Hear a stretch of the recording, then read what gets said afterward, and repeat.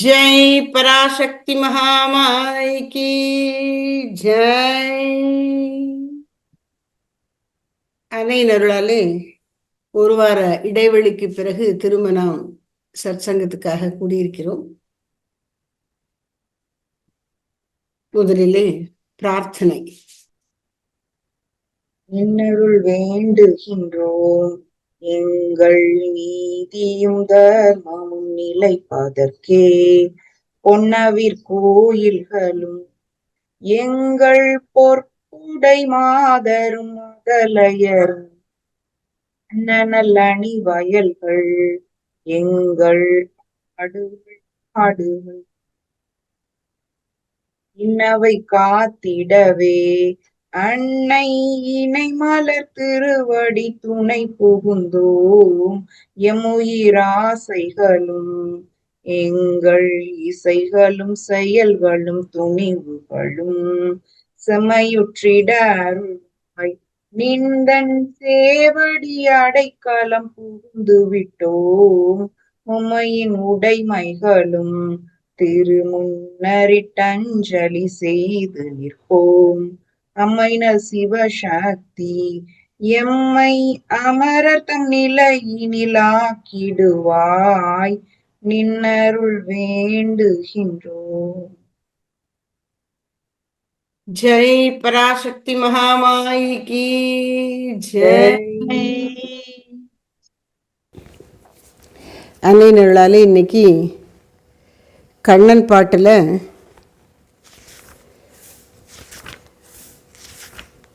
கண்ணன் என் காதலன் முதல் பாடலாமா?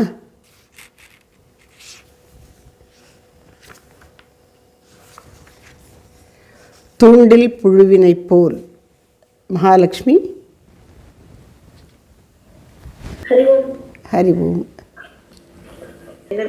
TV Mahalakshmi BCom 1993 to 96 complete பண்ணேன். சரி. ரொம்ப சந்தோஷம் அம்மா உங்களை பார்க்கறதுக்கு. ஆமாம்மா, நல்லா இருக்கணும் கிருஷ்ணான்னு சொல்லுங்கம்மா. நான் பாரதியார் பாட்டுல இந்த கண்ணன் காதலன் தலைப்புல தூண்டில் புயலினை போல் அந்த பாட்டை நான் பாடுறேன். எனக்கு தெரிஞ்சு என்னோட மனசுக்கு நான் பட்டதை சொல்றேன். அதுல கரெக்ஷன்ஸ் எல்லாம் இருக்கும் நிறைய. நீங்க சொல்லணும் அம்பா, என்னோட நான் எந்த மிஸ் அண்டர்ஸ்டாண்ட் பண்ணிட்டு இருக்கலாம். எல்லாருமே நல்லதான், இது வரைக்கும் சொன்ன எல்லாருமே நல்லா சொல்றீங்கம்மா. சில சமயங்களில் நான் ரிப்பீட் பண்ணுறேன்னு ரொம்ப தேவையில்லாமல் விளக்கம் கொடுக்குறேன்னு கூட எனக்கு தோணுச்சு. எனக்கு ஆசையாக இருக்கா, அதனால் நான் சொல்லிடுறது. சொல்றத கேட்கறதுக்கு எவ்வளவு பாக்கியம் பண்ணிருந்தோம். அதனால அப்படி சாரதா காலேஜ் எப்பவுமே நினைச்சுட்டு இருப்பேன். நான் பார்க்க முடியல, வர முடியல, நினைச்சுட்டே இருப்பேன். ஒவ்வொரு சமயத்தையும் நினைச்சுப்பேன். நமஸ்காரம். கிருஷ்ண கிருஷ்ண. சொல்லுங்கம்மா. கண்ணன் என் காதலன் பாடல் 1. தூண்டி புழுவினை போல் வெளியே சுடர்விய கிணை போல் நீண்ட பொழுதாக எனது நெஞ்சம் துடித்ததடே. கூண்டு கிளியினை போல் தனிமை கொண்டு மிகவும் நொந்தேன். வேண்டும் பொருளை எல்லாம் மனது வெறுத்து விட்டதடே. பாயின் இசை நானும் தனியே அடுத்திருக்கையிலே தாயினை கண்டாலும் சகியே சலிப்பு வந்ததடே. வாயினில் வந்ததெல்லாம் சகியே வளர்த்து பேசிடுவீர். நோயினை போலஞ்சினேன் சகியே உங்கள் உறவையெல்லாம் உணவு செல்லவில்லை சகியே உறக்கம் கொள்ளவில்லை. மனம் விரும்பவில்லை சகியே மலர் பிடிக்கவில்லை.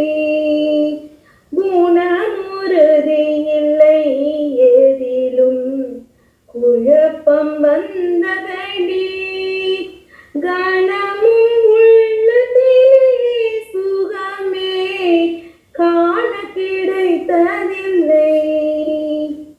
பாலும் கசந்ததடி சகியே, அடுத்தை நொந்ததடி. கோலக்கிழி மொழியும் செவியில் குத்தல் எடுத்ததடி. 4 வைத்தியரும் இனிமேல் நம்புதற்கில்லை என்றார். பாலத்து சோசியனும் கிரகம் படுத்தும் என்று விட்டான். கனவு கண்டதில்லை ஓர் நாள், கண்ணுக்கு தோன்றாமல். இனம் விளங்கவில்லை எவனோ, என்னதம் தோட்டு விட்டான். வினவ கண்ணிழித்தேன் சகியே, வேணி மறைந்து விட்டான். மனதில் மட்டிலுமே புதிதோர் மகிழ்ச்சி கண்டதடி. உச்சி குளிர்ந்ததடி சகியே, உடம்பு நேராச்சு. மச்சிலும் வீடுமெல்லாம் முன்னை போல் மனத்து கோத்ததடி. இச்சை பிறந்ததடி எதிலும் இன்பம் விளைந்ததடி. அச்சம் மொழிந்ததடி சகியே, அழகு வந்ததடி. என்னும் பொழுதெல்லாம் அவன் கை இட்ட விடத்தினிலே தன்னஞ்சிருந்ததடி புதிதோர் சாந்தி பிறந்ததடி. எண்ணி எண்ணி பார்த்தேன் அவன்தான் யாரென சிந்தை செய்தேன். கண்ணன் திருவுருவம் அந்தமே கண்ணின் முன் நின்றதடி. கண்ணன் திருவுருவம் அங்கனே கண்ணின் முன் நின்றதடி. கண்ணன் திருவுருவம் அங்கனே கண்ணின் முன் நின்றதடி. இதுல தூண்டி புழுவினை போல் அப்படின்னு சொல்றது வந்து நம்ம சாகர கடல்ல எவ்வளவு துன்பம் இருக்கு. அதுல நம்ம மாட்டிண்டு கஷ்டப்படுறோம். இருந்தாலும் நமக்கு ஏதோ ஒரு எய்ம், ஒரு இது இருக்கு இந்த சம்சாரத்துல. இந்த சம்சார சாகரத்துல இதை அச்சீவ் பண்ணணும், அதை அச்சீவ் பண்ணணும்னு சொல்லிட்டு ஒரு சுடர் விளக்க நம்ம போல ஓடின்னு இருக்கோம். ஆனா அதுல வந்து தூண்டில் புழுவ மாதிரி நம்ம சிக்கின்னு இருக்கோம். ஆக்சுவலா நீண்ட பொழுதாக எனது நெஞ்சம் துடித்ததடி. எவ்வளவோ ஜென்மா வந்து நம்ம கடந்து வந்துட்டு இருக்கோம். அதெல்லாம் இப்படி ஒவ்வொரு இதுலயும் தூண்டி புழுவா இருந்தா கூட நம்ம இப்படி ஏதாவது உலக இதுல நோக்கி நம்ம ஓடிண்டு சந்தோஷமா நம்ம அச்சீவ் பண்ண போறோம் அப்படின்னு சொல்லிட்டு நம்ம பண்ணிட்டு இருக்கோம். அதே மாதிரி கூண்டு கிளியினை போல் தனிமை கொண்டு மிகவும் நொந்தேன். கூண்டுல கிளி மாட்டின்னு இருக்கு. அத மாதிரி நம்மளை சுத்தி காமம், குரோதம், லோகம், மதம், ஆச்சரியம், அத மாதிரி நிறைய இது வந்து நம்ம ஆத்மாவை சுத்தின்னு இருக்கிறதுனால அதுல இருந்து நம்மளால மீள முடியல. அதெல்லாம் இருக்கு நிறைய. நமக்கு கடவுள் நம்ம எல்லா இடத்துலயும் நம்ம சுத்தி நிறைஞ்சுட்டு இருக்கார், நம்மளுக்குள்ளேயும் நிறைஞ்சுட்டு இருக்கார் அப்படின்னு தெரிஞ்சிருந்தா கூட தனிமை வந்து நம்ம தனிமையா இருக்கும். நமக்கு வந்து இது இல்லை, அதுவும் இல்லை, கடவுள் இல்லை, நம்ம கூட இல்லை அப்படிங்கிற மாதிரி நம்ம ஃபீல் பண்றோம். ஆக்சுவலா இந்த பாடல் வந்து பிரேம பக்தி, கிருஷ்ணனை நினைச்சு அல்லது பரமாத்மாவை நினைச்சு பாடுறதா நினைச்சுக்கலாம். நம்ம வந்து பசுபதி அப்படிங்கிறோம். பரமேஸ்வரன் சிவன் தான் வந்து எல்லாருக்கும் கணவனாகவும் நம்ம ஜீவாத்மாக்கள் எல்லாரும் மனைவியா சொல்றா. அந்த கான்செப்ட் வச்சுன்னு தான் பாரதியார் இதை பாடியிருப்பார் அப்படின்னு இது நினைக்கிறேன். அதே மாதிரி கிருஷ்ணா ராதை அந்த இதுவும் வந்து ஜீவாத்மா பரமாத்மா அப்படிங்கிற கான்செப்ட்ல தான் அதை அவ சொல்லியிருக்கா. அதனால நான் இப்படி மனசு அப்படி நம்ம வந்து அம்மாவை தேடி குழந்தை அழும். அப்போ அம்மா என்ன செய்வா, பொம்மையெல்லாம் கொடுத்து ஏமாத்துவா. அதுக்கப்புறம் கொஞ்ச நேரம் அந்த பொம்மையில நம்ம விளையாடிட்டு இருக்கலாம். ஆனா அதுக்கப்புறம் திருப்பியும் குழந்தைக்கு வந்து அம்மாவை தேட ஆரம்பிச்சிடும். பசி வரதோ ஏதோ ஒண்ணு ஒரு தேவையினால நம்ம அம்மாவை தேட ஆரம்பிச்சிடும். அதுதான் இங்க வந்து கூண்டு கேள்வி போல் தனிமை கொண்டு மிகவும் நொந்தேன், வேண்டும் பொருளை எல்லாம் மனதுக்கு வெறுத்து விட்டது. அப்புறம் அடுத்த வரியிலேயே சொல்றார், பாயின் இசை நானும் தனியே படுத்திருக்கிறேன், தாயினை கண்டாலும் சகியே சலிப்பு வந்தது. நம்ம உலகத்திலேயே மாதா பிதா குரு தெய்வம் அப்படின்னு சொல்லிட்டு ஃபர்ஸ்ட் ப்ரிஃபரன்ஸ் மாதா தான் கொடுத்துருக்கோம். அதுக்கப்புறம் பிதா குரு தெய்வம் அவ எல்லாம் நமக்கு வந்து ரொம்ப தெய்வங்கிறது மேலான இதா இருந்தாலும் இந்த உலக வாழ்க்கையில ஃபர்ஸ்ட் நமக்கு மாதா தான் எந்த எதிர்பார்ப்பும் இல்லாம செய்யற ஒரு மனுஷ ஜீவன் அப்படிங்கறதுனால அப்படிப்பட்ட தாயை கண்டாத கூட எனக்கு வந்து சலிப்பு வந்துடுது. அப்படி வந்து கடவுளை வந்து தேடுற அளவுக்கு மனசு வந்துடுது அப்படிங்கிற மாதிரி சொல்றார். வாயில் வந்ததெல்லாம் சகியே வளர்த்து பேசினீரே, நோயினை போலஞ்சினேன் சகியே நுங்கள் உறவையெல்லாம் அப்படின்னு சொல்ற. நம்ம வந்து கடவுள் மேல பக்தியா இருக்கிறவே, இதுல வந்து ரொம்ப டிட்டாச்சா இருக்கிறவே உலக விஷயத்துல நம்ம வந்து விட்டு கொடுத்து இத மாதிரிலாம் போகும்போது எல்லாரும் என்ன சொல்லுவா, அது ஒரு பித்து பிடிச்ச அலையறா, அதனாலதானே சித்தர்கள் பித்து பிடிச்ச அலையறது, அதுக்கெல்லாம் ஒன்றும் சாமர்த்தியெல்லாம் ஒன்றும் போராது அப்படிங்கிற மாதிரி உலக விஷயத்துல அவளுக்கு வந்து தெரியும். அதான் வாயில் வந்ததெல்லாம் சகியே வளர்த்து பேசுறது, நோயினை போல் அஞ்சினே சகியே நுங்கள் உறவே எல்லாம் அப்படின்னு சொல்லிட்டு அந்த இடத்துல பாரதியார் சொல்ற. இந்த இது வரும்போது நமக்கு விவேகானந்த சுவாமியோட ஒரு கதை நிறைய சொல்ற நிகழ்ச்சி வந்து ஞாபகம் வருது. முதல்ல அவர் வந்து நம்ம சுவாமியை அப்ரோச் பண்ணும்போது, ராமகிருஷ்ண பரமஹம்ச அப்ரோச் பண்ணும்போது, நீங்க வந்து எனக்கு எவ்வளவு லைஃப்ல இவ்வளவு மிசரிஸ் இருக்கு, நிறைய கஷ்டங்கள் இருக்கு, என் ஃபேமிலியெல்லாம் ரொம்ப வறுமையில வாழ்றது அப்படின்னு சொன்னோன்னே சுவாமி சொல்லுதான், நீங்க வந்து காளியம்மாட்ட போய் கேளு, நான் திறந்து விடுறேன், அவன் வந்து எல்லா கஷ்டத்தையும் உனக்கு போக்கிடுவா அப்படின்னு சொல்லிட்டு ஃபர்ஸ்ட் டைம் விவேகானந்தர் சுவாமி போவாரான். உள்ள போய் பார்த்தோன்னே எதுவுமே கேட்க தோணாது, பரவச நிலையில நமஸ்காரம் அப்படின்னு சொல்லிட்டு வந்துடுவார். அப்புறம் சரி இப்ப கேட்க முடியலையா, உனக்கு கஷ்டம் இருக்கு இல்லையா, சரி 2ஆம் தடவை அனுப்புறேன்னு சொல்லிட்டு 2ஆம் தடவை அனுப்பு. 2ஆம் தடவை போனோடனே பரவச நிலையில இருந்துட்டு வந்துடுவார். அதே மாதிரி 3ஆம் தடவை அனுப்புவார். 3ஆம் தடவை போனோடனே பரவச நிலையில வந்துடுது. அவருக்கு வந்து சுவாமியை பார்த்தோன்னே எனக்கு அது வேணும் இது வேணும் அப்படின்னு கேட்கற எண்ணமே வராது. அப்போ குருஜி நம்ம ராமகிருஷ்ண பரமஹம்ச சுவாமி சொல்லுவார், உனக்கு வந்து உன்னோட லைஃப்ல காளிமா எதுவுமே குறை வைக்க மாட்டான், எல்லாம் நிறைவேற்றிடுவா, கவலையே படாத அப்படின்னு சொல்லிட்டு அவர் வந்து சுவாமி மேல எவ்வளவு பிரேமையா இருக்கார் அப்படிங்கிறத அந்த பிரேம பாவத்தை அவர் புரிஞ்சுட்டார். அதுக்கப்புறம் தான் அவருக்கு வந்து அவ்வளோ அதுக்கு முன்னாடியே அவருக்கு தெரிஞ்சிருக்கும் குருங்கிற. ஆனா இந்த நிகழ்ச்சி மூலமா நமக்கு பிரேம பாவம்னா எப்படி இருக்கும் அப்படின்னு சொல்லிட்டு 2 பேரும் நமக்கு எடுத்து சொல்றான். ஒரு பிரேம பக்திங்கிறது வந்து எதிர்பார்ப்பு இல்லாம இருக்கிறது. சுவாமி இது கொடுத்தாதான் அதை கொடுப்பேன், அதை கொடுத்தாதான் இவர் சுவாமி நமக்கு கொடுப்பார் அப்படிங்கறதெல்லாம், அவர் எது செஞ்சாலும் பெஸ்ட், நமக்கு இப்ப கஷ்டமா தோணலாம் இருந்தாலும் பெஸ்ட் தான் அவர் கொடுப்பார் அப்படிங்கிறது அந்த பிரேம பாவத்தை நம்ம சுவாமிகிட்ட இது பண்ணும்போது வந்துடும். அது வந்து உலக வாழ்க்கையில உள்ளவருக்கு நிறைய பேருக்கு புரியாது. நம்ம தான் எல்லாம் பண்றோம் அப்படின்னு நினைச்சிட்டு இருக்கிறவருக்கு வந்து இதெல்லாம் பித்து பிடிச்ச மாதிரி இருக்கும் அப்படிங்கிறது தான் இந்த இடத்துல சொல்ல வரா. அதுக்கப்புறம் உறக்கம் கொள்ளவில்லை சகியே, உணவு செல்லவில்லை சகியே உறக்கம் கொள்ளவில்லை, மனம் விரும்பவில்லை சகியே மலர் பிடிக்கவில்லை. இதுல வந்து பாரதியார் வந்து நம்ம பஞ்சேந்திரியங்கள் மட்டும் இல்லாம மனசையும் சேர்த்து வரிசையா சொல்லியிருக்க. உணவு செல்லவில்லை சகியே உறக்கம் கொள்ளவில்லை, மனம் விரும்பவில்லை நுகர தன்மை சகியே மலர் பிடிக்கவில்லை, காட்சியில உள்ள மலரும் பிடிக்கவில்லை.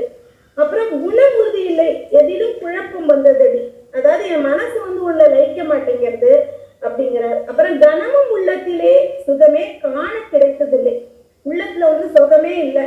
அப்புறம் நாக்க சொல்ற, பாலும் கசந்ததடி சகியே படுக்கை நொந்ததடி, ஸ்கின்னோட நம்ம ஃபீலிங்ஸ் அத மாதிரி படுக்கை நொந்ததடி, கோல கிழிமொழியும் சரி குத்தல் எடுத்தது.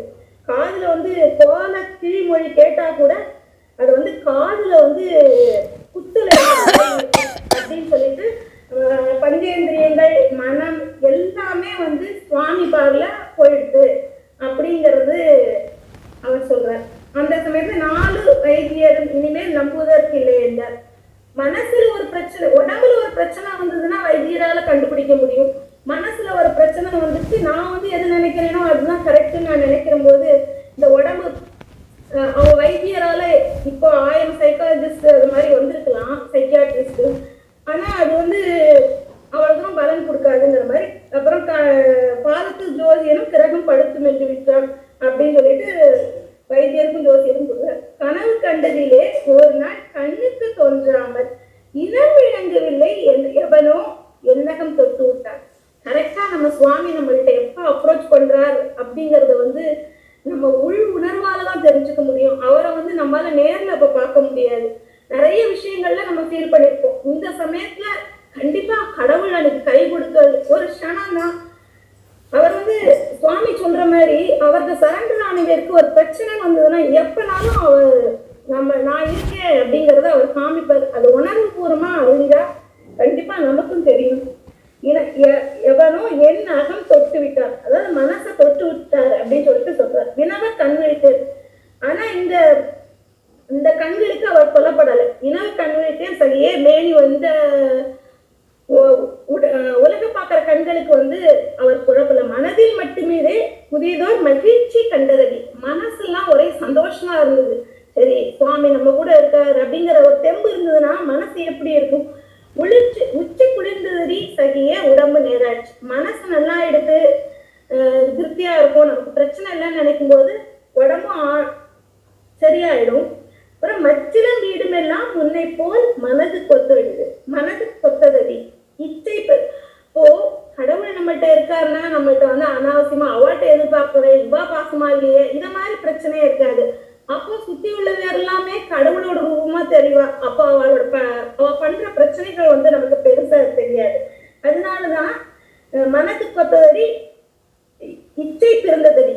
எல்லாத்துலயுமே எனக்கு ஒரு சந்தோஷம் இருக்கு, எல்லா இடமே எனக்கு சந்தோஷமா தெரியறது. நச்சு வீடு எல்லாமே எனக்கு சந்தோஷமா இருக்கு, எல்லாத்துலயும் இன்பம் வந்துட்டு அப்படின்னு சொல்லிட்டு சொல்றாரு. அப்புறம் அச்சம் ஒழிந்ததடி சகியே அழகு வந்ததடி.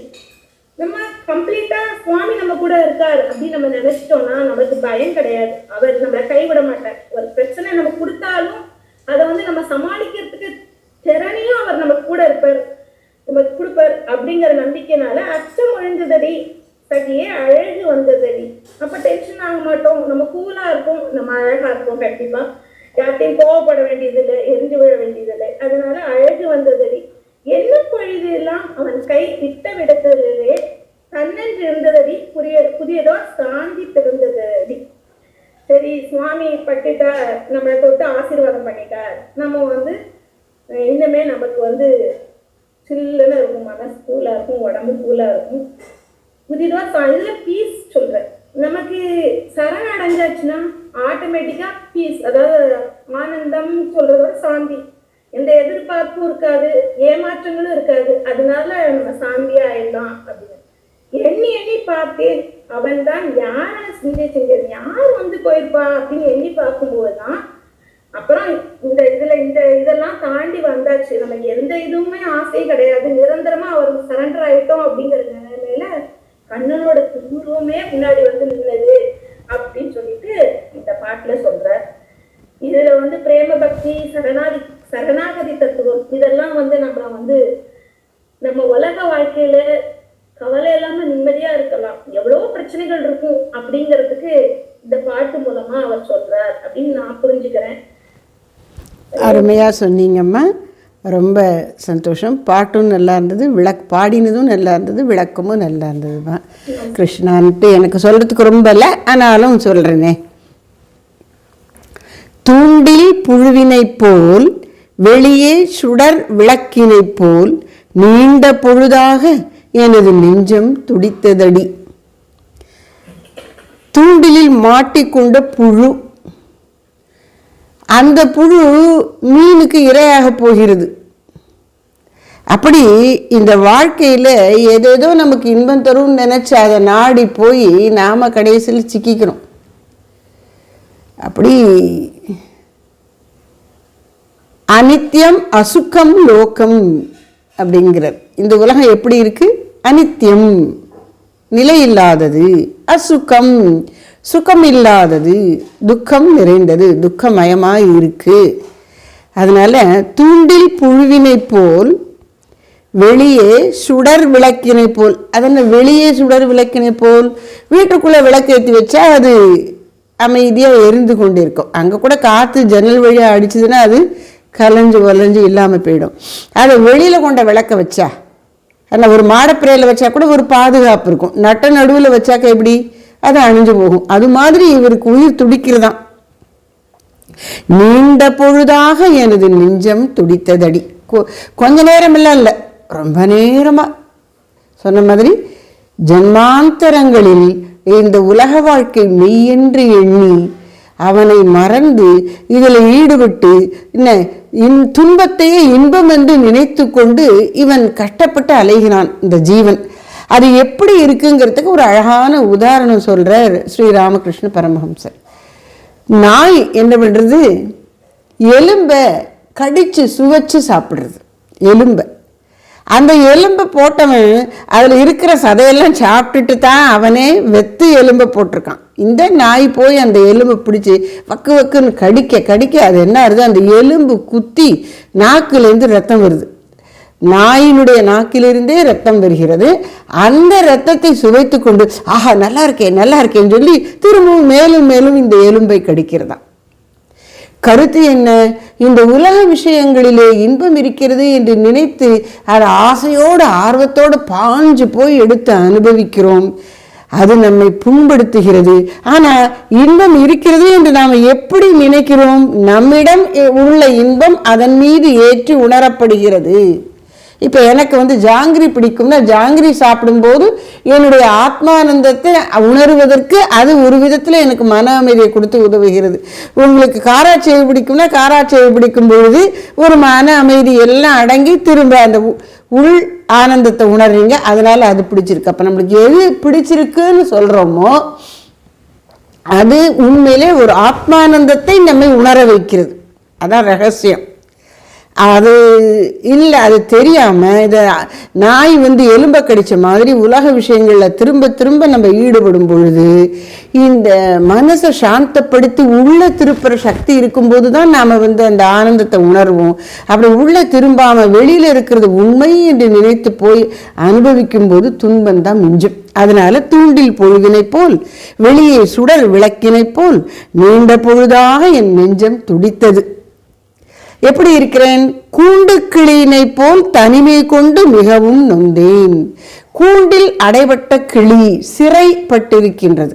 அதுபோல இந்த உலக வாழ்க்கைங்கிற சிறையிலே நான் அகப்பட்டு கொண்டு தத்தளிக்கின்றேன், தவிக்கின்றேன். தத்தளிக்கிறேன் தவிக்கிறேன் அப்படிங்கிறது தெரியல. இதை விட ஒன்று பெட்டரா தெரிஞ்சாதான் ஓ இது இவ்வளோதானா மாட்டிட்டோமா இதில் அப்படின்னு தோணும். தெரியாத வரைக்கும் நல்லா இருக்கிற மாதிரி தான் நினச்சிப்போம்.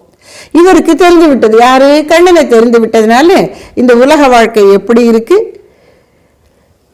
கூண்டு கிளியினை போல் தனிமை கொண்டு மிகவும் நொந்தேன். அதாவது ஒவ்வொருத்தரும்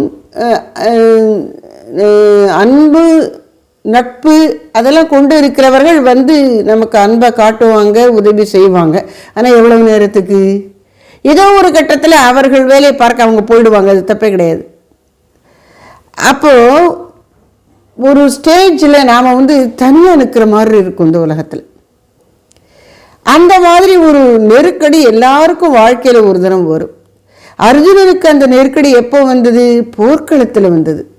தர்ம யுத்தம் புரிய வேண்டிய ஒரு அவசரமான சூழலிலே எதிரிகளாகிய அதர்மிகளாகிய திருதராஷ்டிர கூட்டத்தார் திரண்டு இருக்கும்போது, போருக்கு சவால் விட்டு இருக்கும்போது இவனுக்கு அந்த ஒரு யாருமே தனக்கு இல்லை, நாம் இப்படி இவங்களெல்லாம் கொல்ல வேண்டியிருக்கே, யார் நமக்கு உதவி செய்வாங்கிற மாதிரி அவன் மனசு துடிக்கிறது.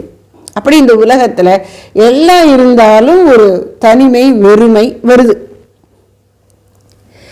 வேண்டும் பொருளையெல்லாம் மனது வெறுத்து விட்டதடி. இதுவரைக்கும் எனக்கு செல்வம், கல்வி, பட்டம், பதவி, அதிகாரம், ஆயுள், ஆரோக்கியம், அழகு, சரீர வலிமை, சொந்தக்காரவங்க எனக்கு நிறைய பேர் இருக்காங்க, இப்படி எத்தனையோ லௌகீக சம்பத்துக்கள் அதெல்லாம் வேணும் வேணும்னு முயற்சி செய்து நான் பெற்றிருக்கிறேன்.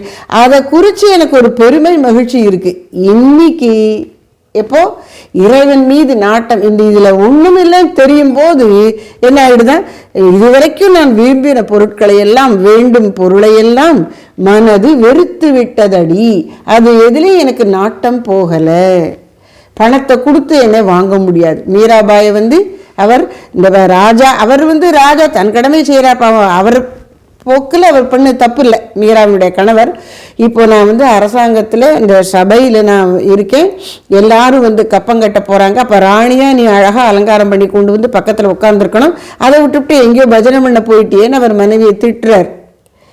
அவருடைய நிலையிலிருந்து பேசுகிறார். ஆனால் அவளுக்கு இதெல்லாம் தாங்கலை. கண்ணனை நினைச்சப்புறம் இதெல்லாம் வேண்டான்னு வந்துருத்தான். வேண்டும் பொருளையெல்லாம் மனது வெறுத்து விட்டதடி. அந்த படத்தில் அந்த காட்சி ரொம்ப நல்லா காட்டுவாங்க. எல்லாம் அலங்காரம் பண்ணி விடுவாங்க. அந்த செடிமார்கள்லாம் எல்லாத்தையும் வாங்கிட்டு ரொம்ப அழகாக நிற்பா. இப்போது அவர் இன்னும் காணுமே அப்படிங்கிறாங்க. சரி பெண்கள் தானே, அலங்காரம் பண்ணிக்க நேரம் ஆகும் அப்படின்னு சொல்லுறாங்க கூட இருக்கிறவர். சரி பார்த்துட்டே இருக்காங்க. ராஜா அரசவையிலிருந்து கொண்டு திடீர்னு அவளுக்கு ஆஹா இந்த அலங்காரமெல்லாம் பண்ணி கொண்டு எங்கே போகிறது, அரசவையில் எல்லாரும் முன்னாடி இல்லை என்னுடைய அரசன் அவன்தான்ட்டு அப்படியே ஓடிடுறான். அப்படி வேண்டும் பொருளையெல்லாம் மனது வெறுத்து விட்டதடி. அப்புறம் பாயின் மிசை நானும் தனியே படுத்திருக்கையிலே தாயினை கண்டாலும் சலிப்பு வந்ததடி. தன் மனநிலையை தோழியிடம் சொல்லுகிறாள். சகியே தோழி, நான் பாயில் தனியாக படுத்திருக்கிறேன். எளிய வாழ்க்கை, சுக சௌக்கியங்களை நாடாத எளிய வாழ்க்கை. அப்போ இன்னும் கொஞ்சம் இறைவனை நினைப்பது எளிதாக இருக்கிறது. அப்படி தனியாக படுத்திருக்கும் போது அம்மா ஏதோ பேச வர, அப்போ இவளுக்கு தொந்தரவாக இருக்குது. பெண்களுக்கு குறிப்பாக தாயிட்ட ஒரு அட்டாச்மெண்ட் பற்றுதல் இருக்கும் இல்லையா? அதுவும் விவாகமாகி புகுந்து வீட்டுக்கு போயிட்டா அம்மாவை ரொம்ப தேடும். ஒரு சூழ்நிலையிலையும் கஷ்டங்கள்லாம் வரும்போது இப்படித்தான் நம்ம அம்மா கஷ்டப்பட்டிருப்பாள்ல அப்படின்னு நினைப்பு ரொம்ப வரும். அதை விடவும் அவளே ஒரு தாயாக போகிறாள், கருவுற்று இருக்கிறாள்னா ரொம்ப ரொம்ப ரொம்ப அம்மாவை தேடும். அந்த இடத்துல தாய் அவளுக்கு இருந்து கவனிச்சா தான், அந்த பிரசவத்தும் போது அம்மா கூட இருந்தால் தான் அவளுக்கு நிம்மதியாக இருக்கும் இந்த பொண்ணுக்கு. அது மாதிரி தாயை இயல்பாக தாயோடு ஒட்டி கொள்வது பெண்ணின் இயல்பு. அப்படிப்பட்ட அந்த தாய் கூட இவளுக்கு எரிச்சலாயிட்டலாம். என்னது என்னுடைய கஷ்டம் புரியாமல் இவ என்னவோ பேசிகிட்டே இருக்காளே அம்மா இப்போ போய் அப்படின்னு நினச்சிட்டாலாம். தாயினை கண்டாலும் சகியை சலிப்பு வந்ததடி. சரி நீங்களாம் எப்படி ஃப்ரெண்ட்ஸு சொல்கிறேன். சக்கியே நீங்களாம் என்ன பண்ணீங்க, வாயினில் வந்ததெல்லாம் வளர்த்து பேசிடுவீர், என்னமோ தோன்றதெல்லாம் வளவளன்னு பேசிட்டே இருக்கீங்களே. அப்போது இந்த உலக விஷயங்களை பற்றி உலக மக்கள் எடுத்து பேசும்போது அவங்க ரொம்ப இன்ட்ரெஸ்டாக சொல்லுவாங்க. அரசியல் பேசுவாங்க, இவங்க எப்படி காரியத்தை ரொம்ப சாமர்த்தியமாக சாதிச்சு பணம் சம்பாதிச்சு சொல்லுவாங்க, அல்லது எதிரியை வீழ்த்துறது எப்படின்னு சொல்லுவாங்க. ஏதோ உலக வாழ்க்கையில் அவர்கள் வெற்றிகரமாக சாதித்து விட்ட விஷயங்களை எல்லாம் பேசுவாங்க. அது எதுவும் இந்த பக்தனுக்கு, இறைவனை நாடி ஏங்கி கொண்டிருக்கிற பக்தனுக்கு சுகப்படாது, அதை கேட்க பிடிக்காது. அதனால வாயில் வந்ததெல்லாம் என்னவோ பேசுறீங்க அர்த்தம் இல்லாமல், அதுவும் சுருக்கமாக பேசினா கூட பரவாயில்ல, வளவளன்னு பேசுறீங்க, வளர்த்து பேசிடுவீர். அதனால உங்களை பார்த்தா எனக்கு எப்படி இருக்கு, நோயினை போல் அஞ்சினேன். நோய் வந்தால் வா வா ஃப்ரெண்டே வா அப்படின்னு யாராவது கூப்பிடுவோமா? நோய்ங்கிறது ஒரு துன்பம் இல்லையா? நோய்ங்கிறதே பிணி வருத்துகிறது, உடலை வருத்தக்கூடியது தான் அந்த நோய். அது மாதிரி உங்களுடைய கம்பெனி எனக்கு துன்பத்தை கொடுக்கறதா இருக்கு. இப்போ நோயினை போல் அஞ்சினேன் சகியே, உங்கள் உறவெல்லாம் எனக்கு அப்படி தொந்தரவா இருக்கு, போங்க என்னை கொஞ்சம் தனியாக விடுங்களேன் அப்படிங்கிற. உணவு செல்லவில்லை, அதாவது இவ்வளவு தூரம் இறைவனுக்கு ஏங்கணும் ஆன்மா. எப்படி உடல் உணவுக்காக பசிக்குமோ, உடலுக்கு அந்த பசி எடுக்குமோ, எப்படி தண்ணி குடிக்கணும்னு தொண்டையில் அந்த தாகம் இருக்குமோ, எப்படி மனசு நெஞ்சு அன்புக்காக ஏங்குமோ, அதே மாதிரி ஆன்மா ஆழமா இறைவனுடைய தொடர்புக்காக ஏங்கும். அந்த ஏக்கம் அவளுக்கு வந்து விட்டது. அப்படிப்பட்ட ஜீவனுக்கு இந்த உலக வாழ்க்கையில எதுவும் பிடிக்காது. இதெல்லாம் சாத்தியமா என்ன? எப்படி பசிச்சா சோறு வேணுங்கிறது எவ்வளவு தெரியுது நமக்கு. தவிச்சா தண்ணி குடிக்கணும்னு தோணுது, அது ரொம்ப physically we can feel it. மனசு அன்பை நாடுகிறது. யார் நாமளும் அன்பை செலுத்தணும், நம்ம அன்பு கொடுத்தா அவங்க வாங்கிக்கணும், அவங்களும் நம்மகிட்ட திரும்ப அன்பு கொடுக்கணும்னு எதிர்பார்க்கிறோமே. இதெல்லாம் மேலோட்டமாம்மா, என் உயிரே உன்னை நாடுகிறதுன்னு வர்றது தான் இந்த ஏக்கம். அப்படி ஒரு நிலையில என்னாச்சா, உணவு செல்லவில்லை, சகியே உறக்கம் கொள்ளவில்லை. இந்த உலக வாழ்க்கையிலே, இந்த உடல் வாழ்க்கையிலே உடலை பேணுவதற்கு உணவு இல்லாமல் முடியாது. ஏதாவது ஒரு உணவு உள்ளே போயிட்டு இருக்கணும். ஒரு ஒரு ஒரு பெரியவங்களை பற்றி கேள்விப்பட்டேன். அவங்க வீட்டில் மாமியார் அவங்களுக்கு ரொம்ப பசிக்குமா. சின்ன வயசில் வீட்டில் இருந்தபோது அம்மா கேட்கும்போதெல்லாம் சாப்பாடு கொடுத்துருவா. பாவம் கல்யாணம் பண்ணி கொடுத்தப்புறம் மாமியார், நீ எப்போ பார்த்தாலும் கேட்டுகிட்டே இருக்க, பெண்கள்லாம் கடைசியில் தான் சாப்பிடணும், எல்லாருக்கும் கொடுத்துட்டு நம்ம இருக்கத்தான் சாப்பிடணும், சும்மா சும்மா சாப்பாடுன்னு வந்திருக்கிறேன் ஏதோ சொல்லிட்டா. அப்போ இவளுக்கு ரொம்ப கஷ்டமாக போச்சு இந்த பொண்ணுக்கு. இப்போ தனியாக உட்காந்து அழுதுகிட்டே இருக்கா. அப்போ யாரோ ஒரு யோகி அவளுக்கு ஏதோ சொல்லி கொடுக்குறது, இந்த மந்திரத்தை சொல்லிவிட்டு நீ ஒரு நாளைக்கு பால் மட்டும் குடி, 1 லிட்டர் வேணாலும் முடிச்சுக்கோ, எவ்வளோ பால் கிடைக்கிறதோ குடி, கிடைக்காட்டாலும் உனக்கு பசிக்காதுன்னு சொல்லிட்டார். அதுக்கப்புறம் அவள் சாப்பிட்றதே இல்லையாம்மா. இதில் நிஜமாக இருந்தது, கதை இல்லை. அவங்க அந்த பால் மட்டும் குடிப்பாங்களாம், வேறு எதுவும் சாப்பிட மாட்டாங்களாம். எப்படி சாப்பிடாம ஒருத்தரால் உயிர் வாழ முடிகிறது? வாழ்ந்தாங்களாம். பால் கிடைச்சா குடிப்பாங்க, தண்ணி குடிப்பாங்க, வேறு எதுவுமே சாப்பாடே கிடையாது. லிட்ரலி ஒரு பர்க்கம் உள்ளே போகலை. அவங்க ரொம்ப நாள் இருந்து தான் போனாங்க. அப்போது உணவு செல்லவில்லை. நம்ம ஒரு கவலையில் இருந்தால் அல்லது யோசனையில் இருந்தால், இப்போ நீங்கள் ஒர்க் ஃப்ரம் ஹோம்லேயே ஏதோ வேலையில் இருக்கீங்கன்னு வச்சுக்கோங்களேன், ரொம்ப தீவிரமாக மனசு அதில் நாடும்போது அதை விட்டு எந்திருந்து வரவே மனசு வராது, பசியும் தோணாது, பசிச்சா கூட சாப்பிட தோணாது. அது மாதிரி அப்போ இறைவனை நினைச்சிட்டா எப்படி இருக்குமா, உணவு செல்லவில்லை சகியே உறக்கம் கொள்ளவில்லை, தூக்கமே வராது. எங்களுக்கு சன்னியாசம் கொடுத்த அன்றைக்கி முதல் நாள் குருநாதர் சுவாமி சித்பானந்த மகாராஜ் காவி வஸ்திரத்தை கொடுத்து எங்களை எல்லாம் ஆசீர்வாதம் பண்ணி சத்சங்கம் எடுத்து அட்வைஸ் பண்ணினாங்க. அப்போது சொன்னாங்க, சரி இன்று இரவெல்லாம் உங்களுக்கு உறக்கமே பிடிக்காது, காயத்ரி நிறைய சொல்லுங்கள் அப்படின்னாங்க. இரவெல்லாம் உறக்கமே பிடிக்காது அப்படின்னு. எங்களுக்கும் அந்த மாதிரி சாமி சொன்னதனுடைய மகிமையும் என்னமோ தெரியல, ரொம்ப நேரம் தூக்கம் வரல, ஜப்பம் பண்ணிகிட்டே இருந்தோம். அப்புறம் 2 மணிக்கு முழிச்சிட்டோம், திரும்ப குளிச்சு ரெடியாகி காத்துக்கிட்டே இருந்தோம். லேட்டாக போயிடக்கூடாது, கவனமாக போகணுமேனு. அங்கே ஒரு 3:30 மணிக்கு ஹோமம் ஆரம்பிப்பாங்க, நம்ம 3 மணிக்கே கோயிலுக்கு போயிட்டோம். அப்புறம் ஒன்றுனா அதெல்லாம் நடந்தது. அப்போ உறக்கம் பிடிக்கவில்லை. மனது ஒன்றை தீவிரமாக நாடும் பொழுது சாதாரணமாக செய்து வந்த உடல் செயல்கள்லாம் அங்கே நிகழாது. ஃபிசிக்கல் ஆக்டிவிட்டீஸ்லேயே சாப்பிட்றது தூங்குறதெல்லாம் உடம்புக்கு தேவை, ஆனால் உயிருக்கு எல்லா நேரமும் தேவையில்லை. மனம் விரும்பவில்லை சகியே மலர் பிடிக்கவில்லை. வாசனை பொருள், அதாவது பெண்களுக்கு அழகுபடுத்தி கொள்ளும் பொழுது இந்த சென்ட் போட்டுக்கிறதெல்லாம் பிடிக்கும்.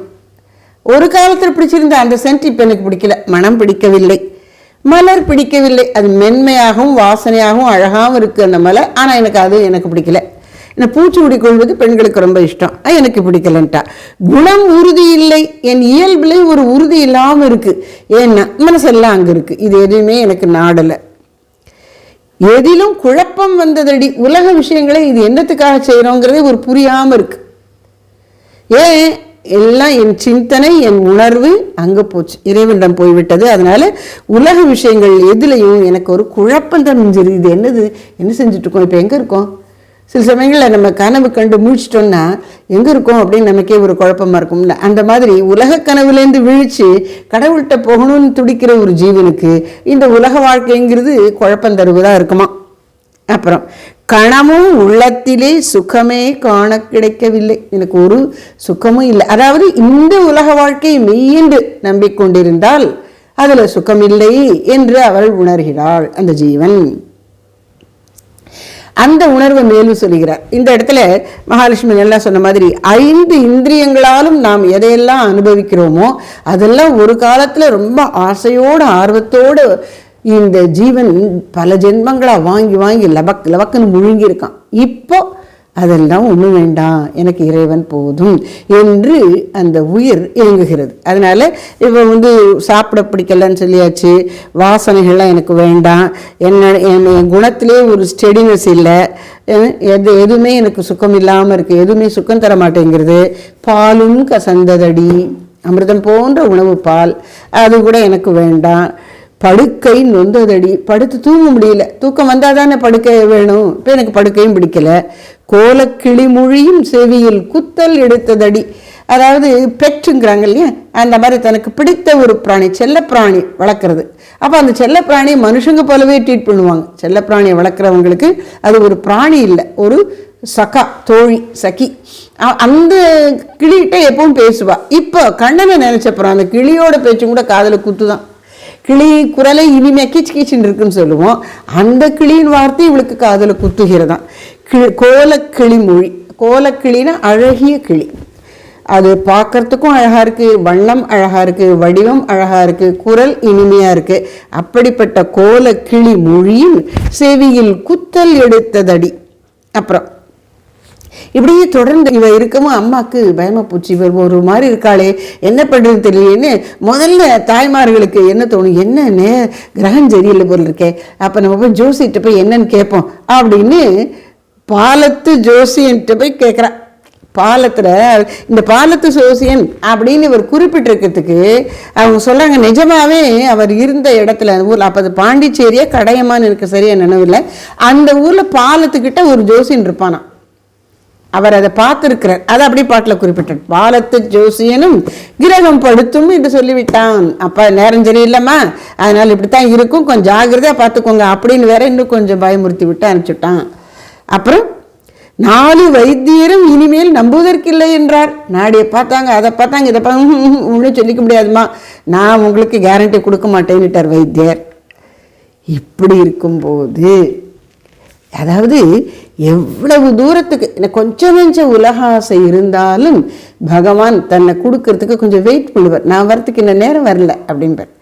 அதனால எல்லாம் முடிஞ்சு மரணத்துக்கிட்ட வந்துட்டாங்கிற மாதிரி ஒரு ஸ்டேஜில் என்ன பண்றார், கனவு கண்டதிலே ஒரு நாள் கண்ணுக்கு தோன்றாமல் இனம் விளங்கவில்லை, எவனோ என் அகம் தொட்டுவிட்டான்.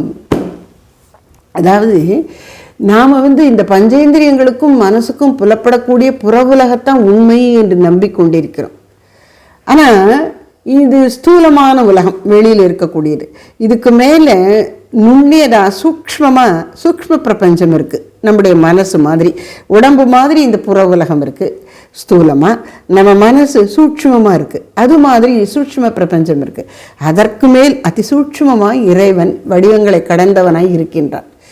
அப்போது அந்த வடிவங்களை கடந்த அந்த பரம்பொருள் இந்த ஜீவனோடு தொடர்பு கொள்வதற்கு இந்த ஸ்தூல பிரபஞ்சத்தை அப்படியே நேர கிழித்து கொண்டு உள்ளே போய் பேசிடுவர்.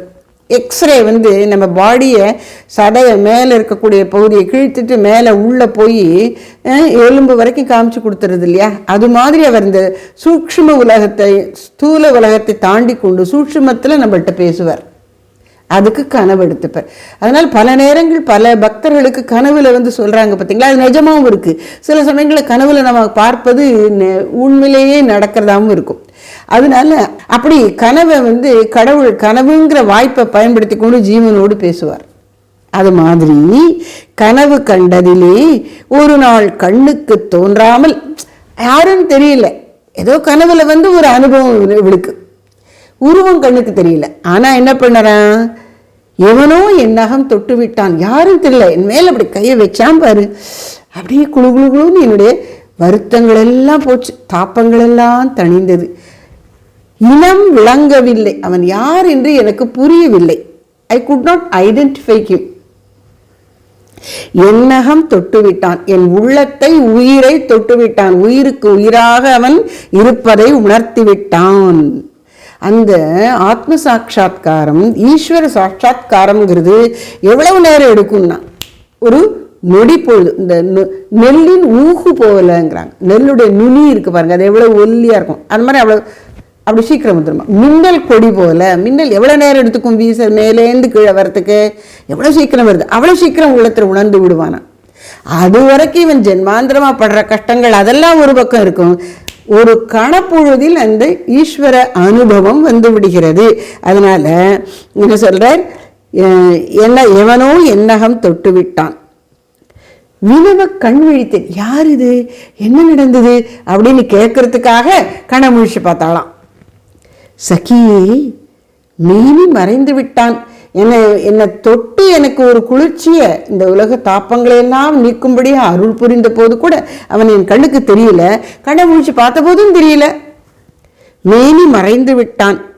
ஆனால் மனதில் மட்டிலுமே புதிதோர் மகிழ்ச்சி கண்டதடி, என் மனசுக்குள்ள ஒரு மகிழ்ச்சி வந்து விட்டது தெரியுமோ. இவ்வளவு நேரம் நீங்களும் உங்கள்கிட்ட பேசவே எனக்கு பிடிக்கலன்னு சொன்ன ஃப்ரெண்டுக்கிட்ட சந்தோஷமாக சொல்கிறா, அவன் வந்துட்டு போனதுனால, அவன் என்னை தொட்டுட்டு போனதுனால எனக்கு அவ்வளவு சந்தோஷமாக இருக்குது, குழுன்னு இருக்கு அப்படிங்கிறா. உச்சி குளிர்ந்ததடி சகியே உடம்பு நேராச்சு. மனசு நல்லாயிட்டா உடல் நல்லாயிடும், மனசு வருத்தப்பட்டா உடல் அதுதான் நோயாக பிரதிபலிக்கிறது. நோய்க்கு சம்ஸ்கிருத பேர் வியாதி, வி ஆதி வியாதி.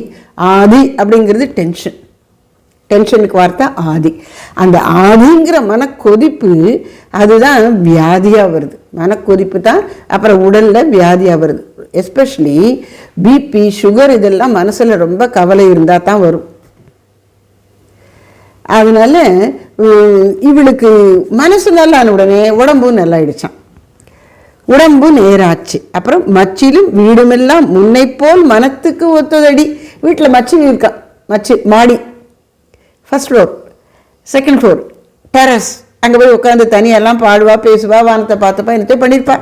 அதெல்லாம் முதல்ல பிடிக்கல, இதெல்லாம் எதுவுமே எனக்கு பிடிக்கலன்னு சொன்னா. இப்போ எல்லாம் பிடிச்சிதான். மச்சிலும் வீடுமெல்லாம் முன்னை போல் மனதுக்கு ஒத்ததடி. அப்புறம் இச்சை பிறந்ததடி, எனக்கு திரும்ப ஆசை வந்தது, இது வேண்டாம் அது வேண்டாம், யாரை கண்டாலும் பிடிக்கல, வெறுப்பு வருது அப்படின்னு சொன்னேனே, அதெல்லாம் மாறி எனக்கு எல்லாம் பழையபடி பிடிச்சது.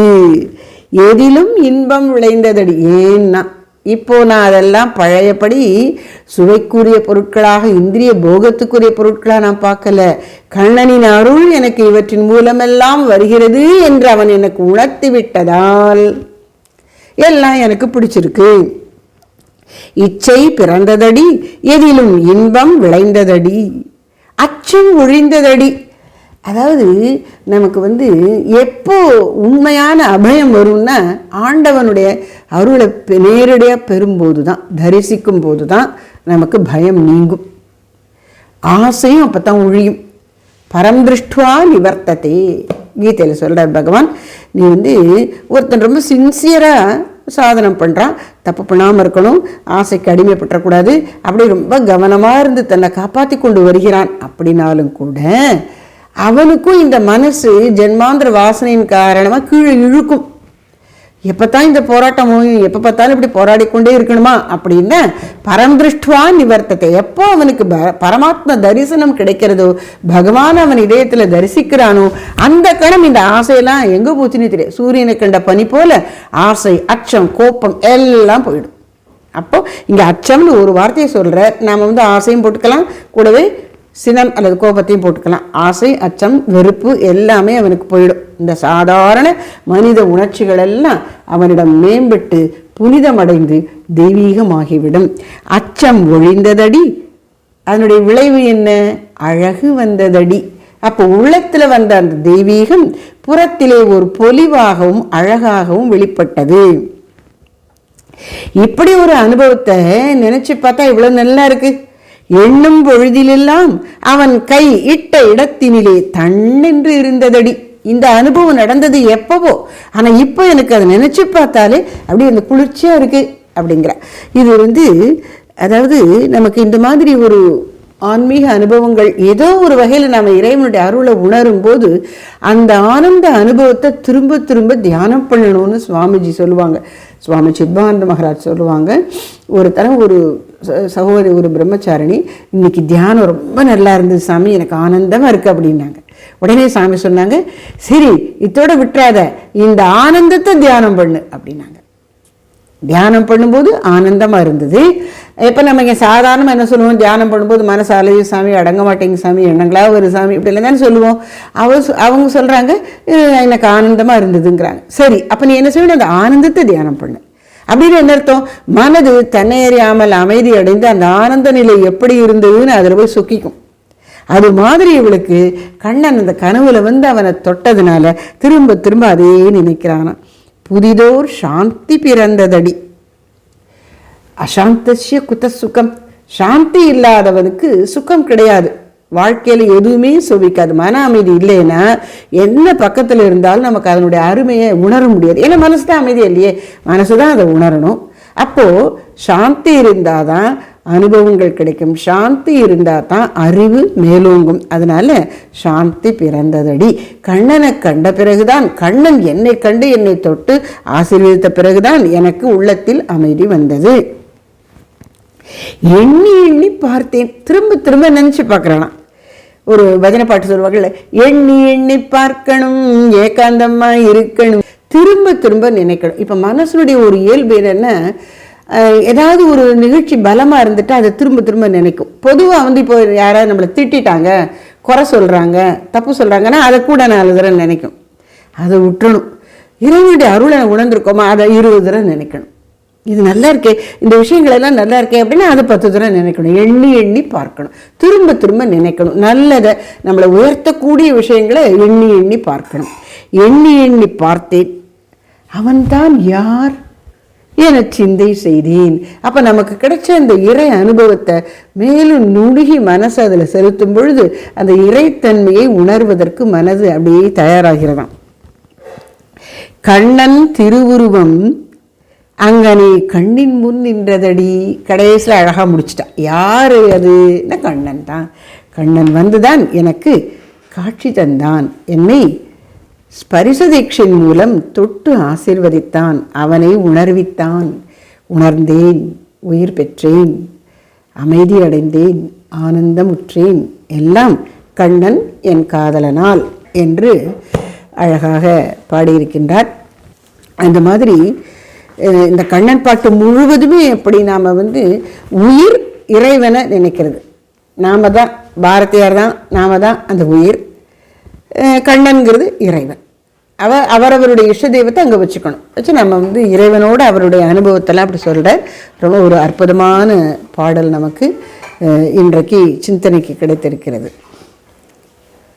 ஜெய் ஸ்ரீ பிருந்தாவன சந்திர கி ஜெய்.